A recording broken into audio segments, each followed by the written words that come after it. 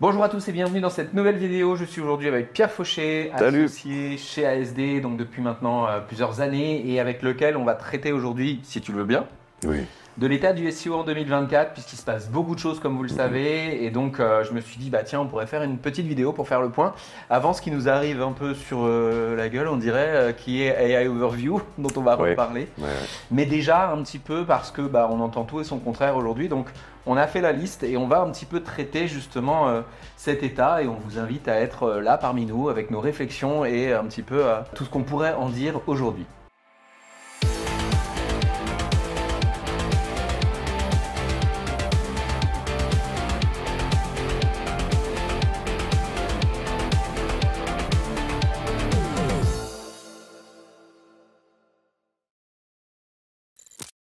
Alors, premier état des lieux, je te propose qu'on le fasse un petit peu chacun notre tour, même si Ouais. évidemment on va pouvoir interagir aussi. Déjà, le fameux Zero Click Queries, qui est le fait qu'il y a de plus en plus de personnes qui viennent à faire des recherches et qui ne cliquent pas sur Google, sur les moteurs de recherche.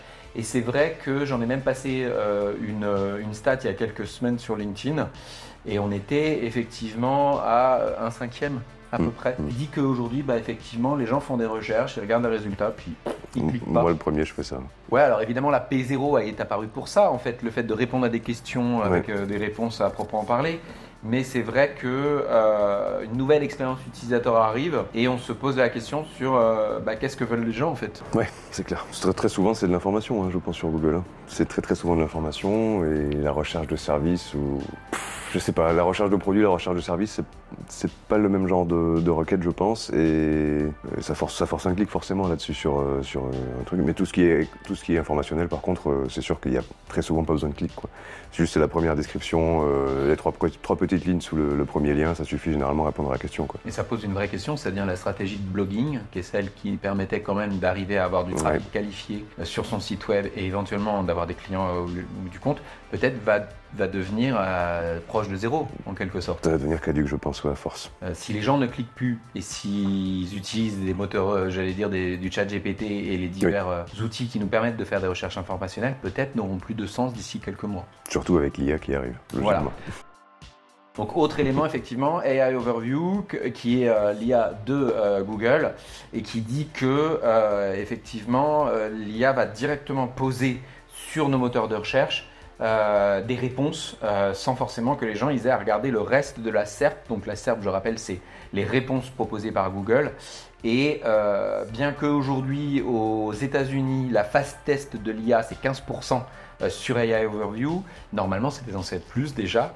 Et surtout, qu'est-ce qu'on va avoir comme réponse à ça? Normalement, ça devrait arriver là entre septembre, octobre, novembre, on ne sait pas trop. On va voir. Ouais. En France. Moi, j'ai hâte de le voir, mais effectivement, ça va avoir forcément des incidences en termes de SEO. La diversité des plateformes de recherche. C'est vrai qu'aujourd'hui, de plus en plus de gens vont regarder sur les réseaux sociaux, vont utiliser des chatbots IA, vont avoir leur propre verticale pour faire des recherches. En fait, chaque personne est différente. Et que vous ayez 50 ans, que vous soyez un homme ou que vous soyez une femme de 18 ans, vous n'avez pas la même façon de faire vos recherches. Ça, c'est clair. Donc, diversité des plateformes de recherche font que ça crée un autre enjeu en SEO et des plus grosses difficultés à se positionner tout simplement dans les réponses. Ou comment est-ce qu'on fait connaître notre site web en fonction de ça. Il y a déjà quand même pas mal de controverses et de soulèvements vis-à-vis de tout ça, notamment de l'IA, beaucoup de gens qui se plaignent que justement ils vont perdre forcément beaucoup de trafic sur leur site web, etc. Et on croise le doigt pour que ce soit entendu par les Google notamment et autres, hein, mais logiquement ils essaient de trouver un compromis entre proposer leur IA et quand même ne pas complètement rendre opaque tous les autres sites web qui existent autour. Alors évidemment, il y a aussi les modèles de langage. Alors on vient de parler un petit peu de l'IA, mais il y a d'autres choses que ChatGPT, puisque évidemment il y a Bing Chat, il y a Claude, il y a Perplexity en l'occurrence, qui sont une méthode dont les gens qui en tout cas utilisent l'IA font qu'ils changent la manière de poser des questions. Et ça va avoir aussi un impact en SEO sur les résultats de recherche et la façon dont les gens font des recherches. Donc évidemment que Google et les autres réseaux y ont un intérêt de regarder comment est-ce que ça se comporte, parce que ça va faire évoluer sans doute les algorithmes et la façon dont le SEO devra être travailler, on va dire. D'accord, et toutes les intentions de recherche, etc. Voilà. qui changent, ok. Et on a aussi évidemment encore et encore toujours régulièrement une mise à jour des algorithmes des moteurs de recherche, et notamment Google qui en ce moment et depuis quelque temps déjà essaie fortement de réduire tout ce qui est spam, tout ce qui est contenu spam pour avoir des résultats les plus pertinents possibles et les plus directs en fait, pour pas Fiable. les plus fiables, les plus directs pour donner l'information le plus rapidement possible et que la personne qui recherche passe le moins de temps possible à trouver des réponses à ces informations, quoi. L'année dernière, ils avaient même dit que, alors c'est toujours en prod normalement, que tu aurais un indice de fiabilité sur les réponses D'accord, ok. qui sont données sur Google. Donc genre 25% pour tel site et 90% pour un autre. Ah oui, d'accord. Ce qui veut dire qu'aussi en SEO, et c'est ça qu'on travaille aussi nous, qui est compliqué, c'est que l'autorité de marque doit être clairement avérée sur les pages d'arrivée. Ouais, c'est clair. Et évidemment que beaucoup de gens n'y pensent pas, mais autorité de marque, ce sont des avis et pas que. Il y a plein d'autres choses qui constituent l'autorité de marque, et ça, que ce soit un outil comme SEMrush nous le donne, mais ça serait cool d'avoir aussi alors autre chose que le Trust Rank, mais même ces indices de fiabilité, parce qu'après ça nous permettrait de peut-être retravailler ça aussi en SEO derrière. Complètement, de booster notre indice de fiabilité. Je sais déjà que Google, par exemple, c'est écrit nulle part, mais il calcule le temps passé sur chaque page en fonction et le temps que met l'utilisateur à trouver l'information. Donc ça, c'est déjà des infos qui sont sur Google dans les métadonnées, etc., qu'ils ont sur chacun des sites, et je pense que ça va jouer notamment sur la note de fiabilité, ça. Bien sûr. Tout à fait. Typiquement, tous les sites avec beaucoup trop de contenu spam ou ce genre de choses qui mettent trop de temps à délivrer l'information qui est cherchée, à mon avis, vont être flagués aussi. Ah oui. Tout comme les pop-up intempestifs, tout ce qui est pub, etc., évidemment. On en arrive au contenu généré par l'IA. Alors là, encore une fois, on lit tout et son contraire. Il y a 6 mois, Google a dit on ne fera pas ranker des contenus générés par l'IA. Sauf que depuis, rien ne nous permet de le dire que c'est le cas ou ça n'est pas le cas. C'est-à-dire qu'on a les exemples et les contre-exemples. Moi, j'ai essayé l'an dernier de faire un article généré par ChatGPT. Il n'a jamais ranké. Mais à côté de ça, Google est capable de faire ranker des fiches produits écrits dégueulasses et qui, au final, sont contre les directives en SEO qui sont fournies par Google. Et il n'explique même pas pourquoi c'est possible que ça arrive. C'est la même chose pour le spam d'ailleurs. On a certains cas où on est tombé sur des sites avec des spams de localité, ce genre de choses, qui marchaient relativement bien, malgré ce que est censé dire Google par rapport au spam, etc. Mais bon. Bon, la réalité quand même, c'est que nous, on pense qu'il faut quand même suivre les directives Google. C'est pas parce qu'un contenu va marcher pendant un mois que d'un seul coup ça fait un up que justement ça ne sera pas justement pénalisé à l'autre évolution de l'algorithme. Donc moi je suis plutôt pour aller suivre ça, et si l'usage de l'IA en génération de contenu c'est quelque chose qui vous intéresse, et évidemment qu'on s'y intéresse, je pense qu'il faut que ce soit cadré, travaillé et surtout suivant ces directives de ce que disent le SEO avec l'intégration de balisage et tous les éléments. Donc le fait faut surtout pas demander à l'IA de créer des contenus sans être cadré, sans être dirigé et structuré. Ça c'est sûr que c'est important. Et globalement il faut toujours repasser derrière, changer des formulations parce que... Oui, puis rendre le tout plus humain. C'est ça.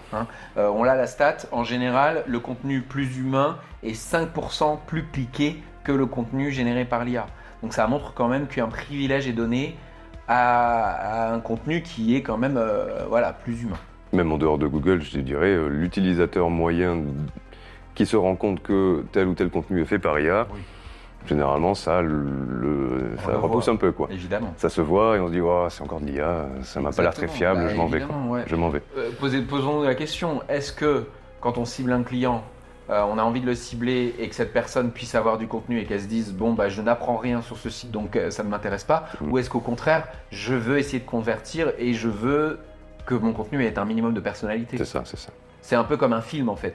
Si vous faites des films avec l'IA, il n'y aura pas de personnalité, de touche ou de directive artistique, et donc forcément les personnes peut-être qu'elles vont consommer, mais elles n'y reviendront pas et elles ne s'en souviendront pas. Ne serait-ce que pour l'image de marque que ça donne aussi. Il s'est pas fait chier, il a écrit son truc avec de l'IA. J'ai pas trop d'intérêt à aller voir ce mec, quoi. J'ai pas une très bonne image de lui, c'est un fainéant, il y a aussi tout ça. Tout à fait. Point suivant, c'est tout ce qui est optimisation d'images et de vidéos qui sont depuis encore une fois très longtemps en importante croissance. Google met en avant, Google et tous les SERP globalement mettent en avant toutes les créations visuelles, on va dire. Donc très important, notamment pour le SEO, mais aussi du coup pour votre référencement, etc.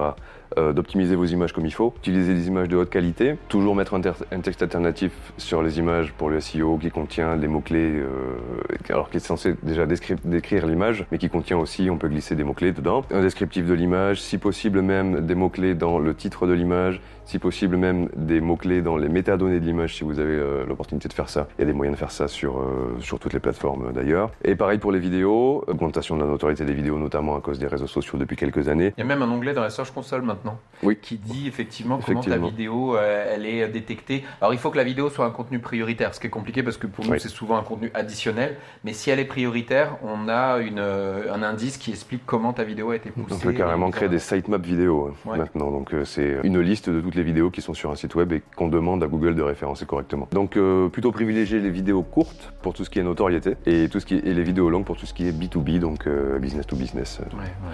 Parce que moi je le dis souvent en formation parce que des gens me disent oui mais la mode c'est la vidéo courte. Oui mais ça dépend à qui tu t'adresses. C'est ça. Si tu as une cible B2C, pourquoi pas, mais la vidéo B2B, c'est plutôt de l'autorité, c'est de l'expertise. C'est plus sérieux. Donc les gens ne veulent pas forcément rester 10 ou 15 secondes devant un contenu, ils veulent savoir s'ils peuvent donner leur confiance à la personne qui est dans la vidéo. Donc c'est l'angle qui est important.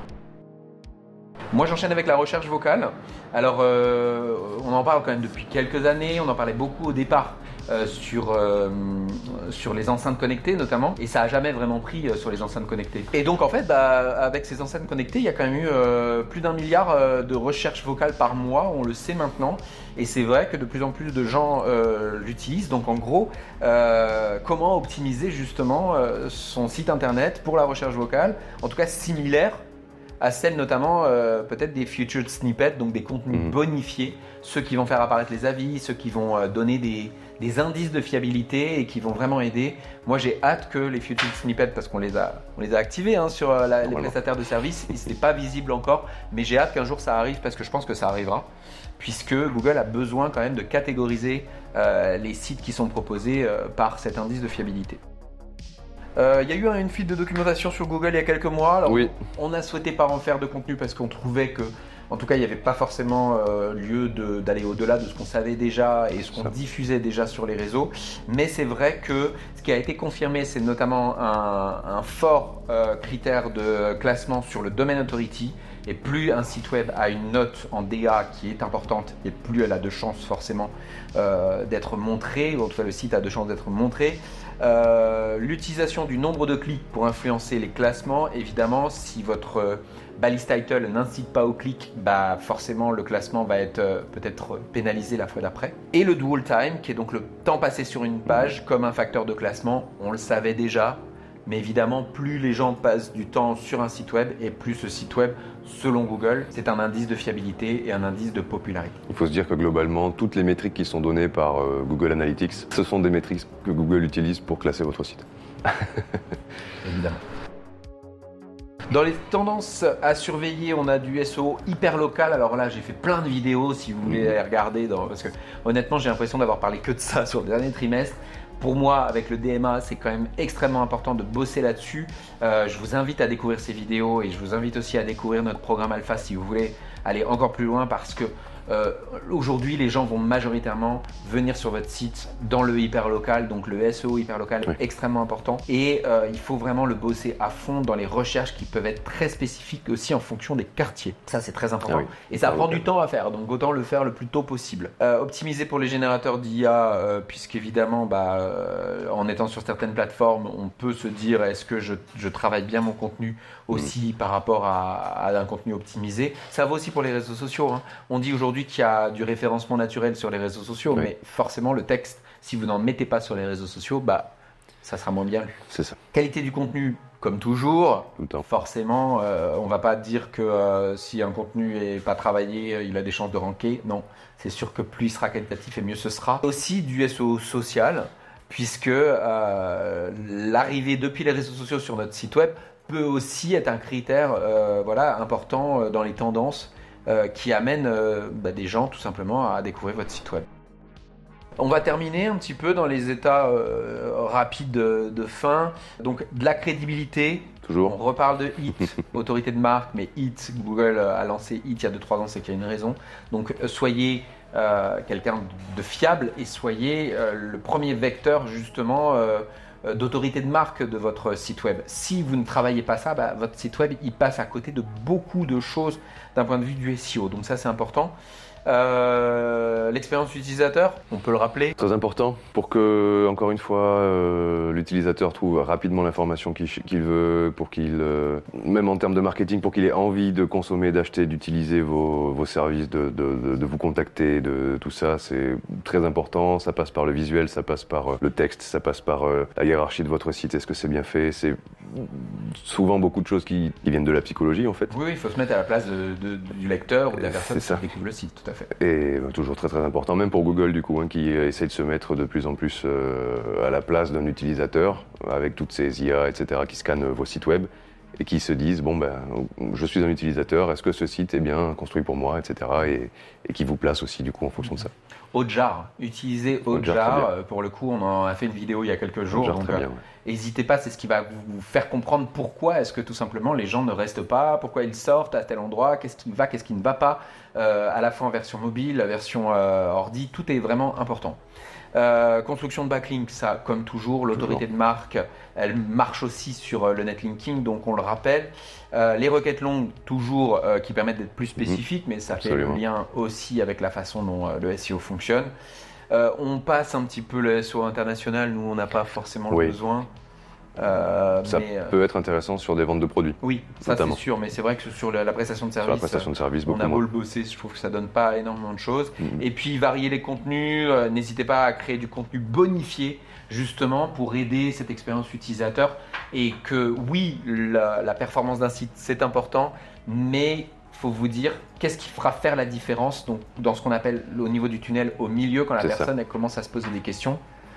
Pourquoi est-ce que je ferais confiance à plutôt tel site ou tel site? Le contenu bonifié va normalement faire la différence sur de la conversion, mais aussi sur de la fidélisation. C'est ça, le taux de clic c'est bien, la conversion c'est mieux. Voilà, j'espère en tout cas que ça vous aura été utile. Petite revue du SEO en 2024, peut-être que dans un an on dira complètement l'inverse, ça m'étonnerait. Avec l'IA on ne sait pas trop. Ouais, avec l'IA on sait pas trop. Sur le reste, ça devrait rester à peu près linéaire, dans la même lignée, l'IA on verra. Voilà. En tout cas, merci d'avoir été présent. Je vous rappelle que je vous invite évidemment à découvrir le programme Alpha si vous ne l'avez pas encore vu, puisqu'on le compose et on l'a composé.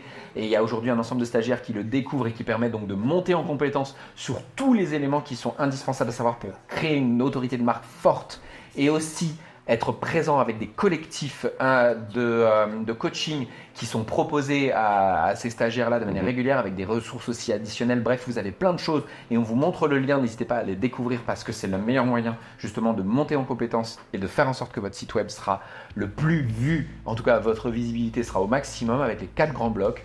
Donc voilà, je pense que j'ai tout dit. Super.